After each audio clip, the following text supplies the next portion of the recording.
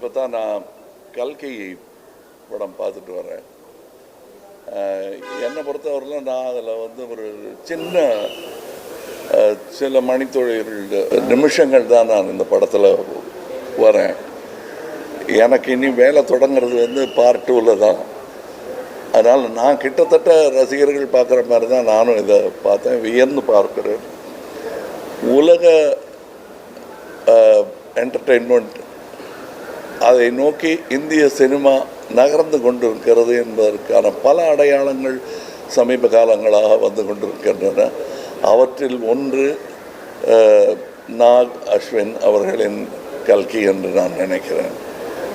ஏன்னா நம்மளுடைய ஆயுதங்கள் ரொம்ப கையால் செய்த ஆயுதங்களாக இருந்தாலும் அதனுடைய வலிமை உலகம் பூரா பேசப்படும் என்பதற்கு அடையாளமாக சயின்ஸ் ஃபிக்ஷன், மித்தாலஜி எல்லாத்தையும் கலந்து எந்த அளவுக்கு அது எம்பாரஸ்மெண்ட் இல்லாமல், மத சார்பும் ரொம்ப இல்லாமல் அதை ரொம்ப கிளவராக பண்ணியிருக்காங்க. நான் மித்தாலஜி படங்களில் நடித்தது கிடையாது. நான் மனிதர்களோட வாழ்பவன். அதனால் இருந்தாலும் ஒரு சுவாரஸ்யமான கதையை இவர் சொல்லியிருக்கிறார். கதை சொல்லிகள் என்று வரும்போது இந்தியாவுடன் போட்டி போடுவதற்கு கிரேக்கம் போன்ற, சைனா போன்ற நாடுகளால் தான் இயலும். மற்ற கல்ச்சர்ஸ்க்கு அவ்வளோ கதைகள் கிடையாது.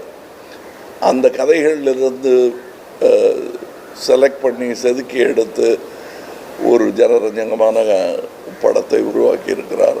ரொம்ப பொறுமையுடன்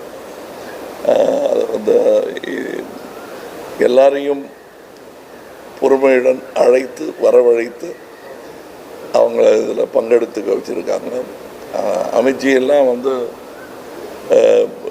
எந்த பட்டியலில் சேர்க்கறது, இளம் நடிகர்கள் பட்டியலையா இல்லை பழம் நடிகர்கள் பட்டியலில் சேர்க்கறதாங்கிறதுல குழப்பம் வர்ற அளவுக்கு அவ்வளோ பிரபாவமாக பண்ணியிருக்காரு. இதில் வரக்கூடிய இது ரெகுலர் ஒரு ஆந்திராவில் இருந்தோ அல்லது வடநாட்டில் இருந்தோ ஒரு படம் வரும்போது ஒரு டுவேட் எத்தனை இருக்குது, ஃபைட் எத்தனை இருக்குதுன்னு, இதில் டுவேட் எத்தனை இருக்குதுன்னு கேட்டால் இல்லைன்னு கூட தைரியமாக சொல்லலாம். ஆனால் ஃபைட்ஸ் எக்கச்சக்கமாக இருக்குது. இது குழந்தைகளை எண்ணி எடுக்கப்பட்ட படம் மாதிரி தான் எனக்கு தெரியுது. நீங்கள் என்ன தாடியில் கொஞ்சம் வேலை தெரியுது, நீங்கள் குழந்தைகள் படத்தை ரசிக்கிறீங்கன்னா எல்லாருக்குள்ளேயும் குழந்தை இருக்கிறது என்பதை நினைவுபடுத்தும் ஒரு படம். இது ரெகுலராக வர்ற பாட்டுகள் அந்த மாதிரியெல்லாம் பண்ணாமல் வித்தியாசமாக ஆனால் ஜனரஞ்சகமாக செய்திருக்கும் ஒரு முயற்சி. இந்த முயற்சியில் என்னாலும் கைகோர்க்க முடிந்தது என்பதில் மகிழ்ச்சி. இனியும் இந்த கூட்டு முயற்சி தொடரும் என்பது தான் எனக்கு மனதில் சந்தோஷமாக இருக்கிறது. அடுத்து இன்னைக்கு இங்கேருந்து நேர சிங்கப்பூரிலிருந்து தொடங்குகிறோம். இந்தியன் 2 உடைய இங்கேருந்து சென்னையிலேருந்து ஆரம்பித்தோம், பம்பாய் போனோம். இப்பொழுது அடுத்த பயணம் அதற்கு தொடங்குகிறேன். ரொம்ப சந்தோஷமாக இருக்குது. இதை பற்றிய செய்திகள் எல்லாம் உலகெங்கிலும் இருந்து வந்து கொண்டிருக்கிறது. நல்ல செய்தியாக இருக்கிறது. இது இந்திய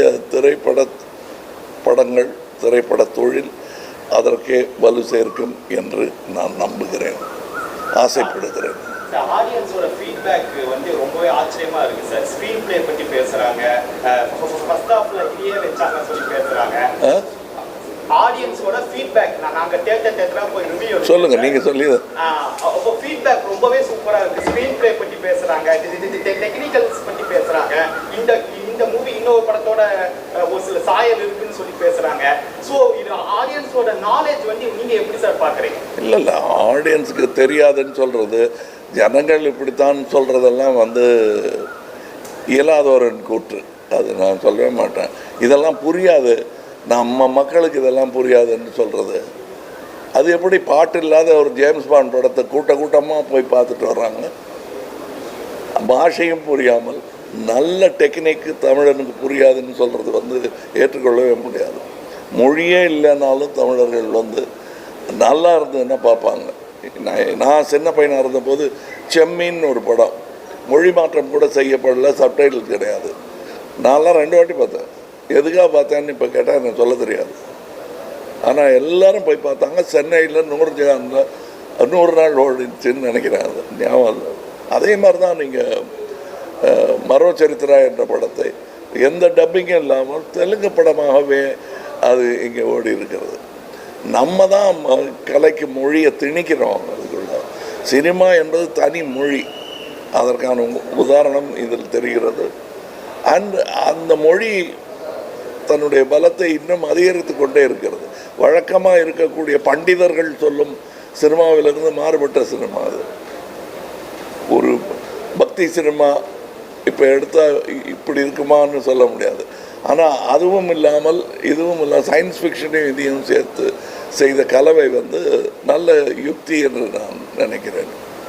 ஏன்னா தேவையில்லாத கேள்விகளை இதில் கேட்கவே முடியாது. ஏன்னா அந்த கேள்வி கேட்பதற்கு நேரமே இல்லாமல் இது புனை கதை தான் என்று தைரியமாக சொல்லி ஆரம்பிக்கும் போது கேள்வியை கேட்க முடியாது. சமகால அரசியலையும் புராண கால அரசியலையும் அடுத்தடுத்த 2 படங்கள் இந்தியன் 2ல சமீபகால அரசியல் இதிலிருந்து என்ன புரியுது? நாம் கைப்பாவைகளாக இருந்திருக்கிறோம், யுக யுகமாக என்ன தெரிகிறது. அப்போவும் அரசியல் இருந்திருக்கு, இப்போவும் அரசியல் இருந்திருக்கு. நல்லவர்கள் கையில் அது இருக்க வேண்டாம், நம்முடைய ஆசையாக இருக்க வேண்டும். நான் செய்த எல்லா படத்திலும் என்ன திடீர்னு அரசியல் பேசுகிறீங்களேங்கிறாங்க. திடீர் கிடையாது. தேவர்மான்லேயும் அரசியல் தெரியும், விருமாண்டிலையும் அரசியல் இருக்கும். எவ்வளோ தூரம் நம்ம அரசியலை பற்றி பேசணுங்கிறது தான். அரசியல் சொன்னதுக்காக